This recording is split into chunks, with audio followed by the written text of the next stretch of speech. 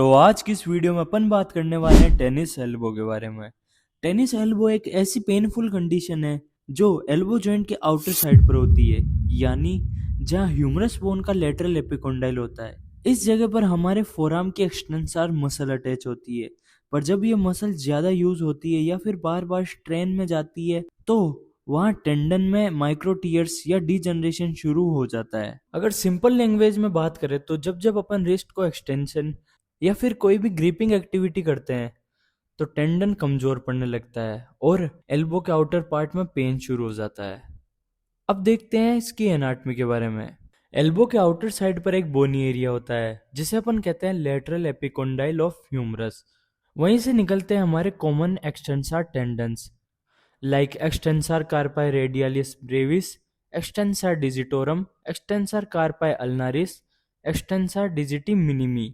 और इन सब का मेन काम है रिस्ट को एक्सटेंड करवाना और ग्रिपिंग में हेल्प करना। जब हम बार बार रिस्ट को एक्सटेंड करते हैं या चीज़ें टाइट पकड़ते हैं तब ये टेंडन बार बार स्ट्रेच होता है और छोटे छोटे टीयर बन जाते हैं और वहीं से स्टार्ट होता है पेन। तो अब बात करते हैं इसके कोजेस के बारे में। ओवर यूज इंजरी, जैसे बार बार टाइपिंग, पेंटिंग, कटिंग या फिर रैकेट का यूज करना। नेक्स्ट, रिपीटिव स्ट्रेन, लगातार एक ही मूवमेंट करना जैसे wrist extension, gripping. Poor technique in sports, खासकर टेनिस और बैडमिंटन के अंदर गलत तरीके से खेलने की वजह से या फिर रॉन्ग वे के अंदर रैकेट को पकड़ने की वजह से भी हो सकती है। नेक्स्ट, एज ग्रुप, ज़्यादातर 30 to 50 साल वालों में होता है ये। ऑक्यूपेशन की बात करें तो computer users, plumbers, carpenters, कुक्स, physiotherapist को भी ये हो सकती है। सडन ओवरलोड, कई दिन रेस्ट के बाद अचानक ज्यादा काम करने से टेंडन पर स्ट्रेस आ जाता है।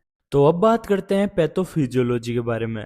पहले डॉक्टर ये मानते थे कि ये एक इन्फ्लामेटरी कंडीशन है, मीन्स टेंडिनाइटिस, लेकिन अब मॉडर्न स्टडीज ये कहती है एक्चुअली ये एक डिजेनरेटिव कंडीशन है, टेंडिनोसिस। मतलब इसमें रियल स्वेलिंग नहीं होती बल्कि टेंडन के अंदर फाइबर वीक और इरेगुलर हो जाते हैं। चलो इसे स्टेप बाय स्टेप देखते हैं। बार बार स्ट्रेस की वजह से हो जाते हैं माइक्रो टीयर, वो भी एक्सटेंसर टेंडन के अंदर। बॉडी रिपेयर करना चाहती है लेकिन लगातार यूज की वजह से प्रॉपर हीलिंग नहीं हो पाती। टेंडन के अंदर कोलेजन फाइबर डिसऑर्गेनाइज हो जाते हैं, फाइब्रोब्लास्ट और न्यू अबनॉर्मल ब्लड वेसल्स बन जाते हैं और रिजल्ट ये आता है इसका एंजियो फाइब्रोब्लास्टिक हाइपरप्लेजिया, मतलब टेंडन में डीजनरेशन हो जाता है। इसलिए इसे इन्फ्लामेशन नहीं बल्कि डीजनरेटिव प्रोसेस कहते हैं। अब अपन इसके साइन और सिम्टम्स की बात करते हैं। सबसे पहले तो पेशेंट यही शिकायत करेगा कि मुझे पेन हो रहा है, बट हो कहाँ रहा है, तो उसके लिए outer side of the elbow में पेन होगा पेशेंट को। और पेन एक्टिविटी के टाइम बढ़ जाता है, जैसे कुछ उठाने वाले समय या फिर बोतल को होल्ड करना या फिर रैकेट को पकड़ते टाइम। रेस्ट में पेन कम हो जाता है और पेशेंट के अंदर देखने को मिलेगी टेंडरनेस। जब भी अपन लेटरल एपिकोंडाइल को प्रेस करेंगे तो पेशेंट को बहुत ही ज़्यादा पेन होगा। पेशेंट को मूवमेंट परफॉर्म करते हुए भी पेन फील होगा, जैसे रिस्ट का एक्सटेंशन या फिर अपन मिडल फिंगर को रजिस्ट करेंगे तो उसको पेन फील होगा।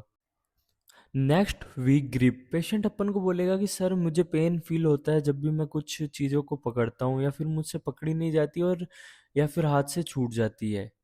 रेडिएटिंग पेन, कभी कभी पेन फोरआर्म तक नीचे चला जाएगा। अब अपन बात करते हैं स्पेशल टेस्ट की। इसके अंदर मेनली टेस्ट परफॉर्म करा जाता है कोजेंस टेस्ट, मिल्स टेस्ट और मोर्सले टेस्ट। अगर आप चाहते हो कि इन पे एक मैं डिटेल वीडियो बनाऊं तो मुझे कमेंट करो। नेक्स्ट अपन बात करेंगे इन्वेस्टिगेशन की।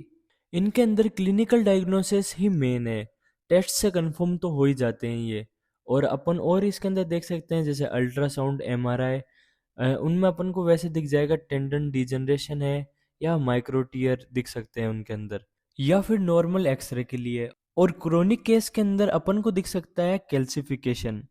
फिर अपन बात करते हैं मैनेजमेंट की। इसके अंदर मेडिकल मैनेजमेंट और फिजियोथेरेपी मैनेजमेंट दोनों की बात करेंगे। बात करते हैं मेडिकल मैनेजमेंट की, तो अपन पेशेंट को एनसेड देंगे पेन और स्वेलिंग कम करने के लिए।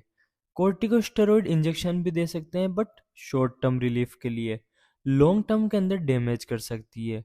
और अपन पेशेंट को पीआरपी भी सजेस्ट कर सकते हैं, प्लेटलेट रिच प्लाज्मा, जो हीलिंग को इम्प्रूव करती है। शॉक वेव थेरेपी भी दे सकते हैं। क्रोनिक केस के अंदर ये ज़्यादा इफेक्टिव होती है। और लास्ट के अंदर थक हार के अपने पास बचता है सर्जरी का ऑप्शन। अगर 6 to 12 मंथ में भी कोई रिलीफ नहीं आ रहा है तो आपको सर्जरी के लिए जाना चाहिए। अब बात करते हैं पीटी मैनेजमेंट की। इसके अंदर मेनली 3 फेजेस की बात करूंगा, एक्यूट, सब एक्यूट और क्रोनिक फेज की। तो सबसे पहले बात करते हैं एक्यूट फेज की। एक्यूट फेज होता है 2 वीक्स का, और इसके अंदर अपना मेन गोल होता है पेन कंट्रोल और रेस्ट देने का। ट्रीटमेंट के अंदर अपन रेस्ट और अवॉइड करेंगे एग्रीवेटिंग एक्टिविटीज, आइस थेरेपी देंगे 15 मिनट्स, और ये दिन में आपको करनी है 3 से 4 बार। काउंटर फोर्स के लिए ब्रेसेस, एल्बो स्ट्रैप, टेंशन कम करेंगे कुल मिला के। टेंस या अल्ट्रासाउंड अपन दे सकते हैं पेशेंट को पेन रिलीफ करने के लिए। और अवॉइड करना है अपन को हैवी ग्रिपिंग और रिस्ट एक्सटेंशन ड्यूरिंग फेजेस। सब एक्यूट फेज की बात करें तो ये होती है 2 से 6 वीक्स तक, और इसके अंदर अपना मेन गोल रहता है हीलिंग प्रमोट करना और फ्लेक्सिबिलिटी को बढ़ाना। ट्रीटमेंट के अंदर अपन इनको देंगे जेंटल स्ट्रेचेस, वो भी रिस्ट एक्सटेंशन के, और अपन देंगे इनको थोड़ी सी फ्रिक्शनल मसाज, और आइसोमेट्रिक्स के अंदर इसेंट्रिक स्ट्रेंथिंग शुरू करवा देंगे। अब बात करते हैं क्रोनिक फेज की।